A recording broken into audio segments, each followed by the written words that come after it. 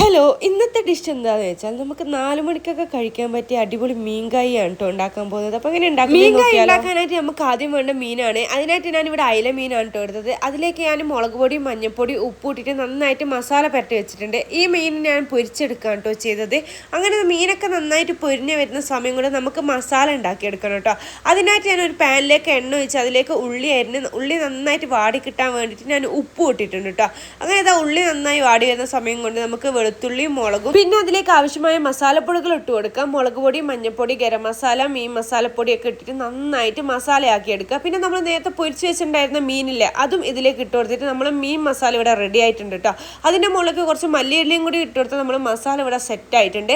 ഇനി നമുക്ക് വേണ്ടത് അതിന് കുറച്ച് അരിപ്പൊടിയും കുറച്ച് മഞ്ഞൾപ്പൊടിയും ഉപ്പും ഇട്ടിട്ട് ഈ അരിപ്പൊടി നന്നായിട്ട് വെള്ളവും ചേർത്ത് കുഴച്ചെടുക്കണം. പിന്നെ അരി അരച്ചതുണ്ടെങ്കിലും നമുക്ക് എടുക്കാം കേട്ടോ. എൻ്റെ അടുത്ത് പിന്നെ പൊടിയുള്ളതുകൊണ്ട് ഞാൻ പൊടിയാണ് എടുത്തത്.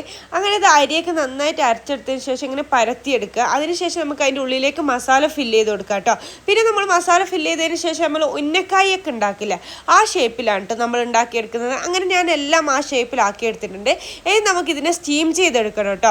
അങ്ങനെ ഇത് സ്റ്റീമൊക്കെ ചെയ്ത് നന്നായിട്ട് വെന്ത് വന്നിട്ടുണ്ട്. ഇനി ഇതിനെ നമുക്ക് കുറച്ച് പൊരിച്ചെടുക്കാം കേട്ടോ വേണ്ടത്. അതിനായിട്ട് ഒരു ബൗളിലേക്ക് കുറച്ച് മുളക് പൊടിയും മഞ്ഞൾപ്പൊടിയും കുറച്ച് കോൺഫ്ലവറും ഉപ്പും ഇട്ടിട്ട് കുറച്ച് വെള്ളം ഒഴിച്ചിട്ട് നല്ല ഗ്രേവി രൂപത്തിലാക്കി എടുക്കുക. അതിലേക്ക് നമ്മൾ ഈ മീൻകായ ഇട്ടിട്ട് നന്നായിട്ട് ഷാലോ ഫ്രൈ ചെയ്തെടുക്കാൻ കേട്ടോ വേണ്ടത്. അങ്ങനെ ഞാൻ ഓരോന്നും അങ്ങനെ ഷാലോ ഫ്രൈ ചെയ്തെടുക്കുന്നുണ്ട്.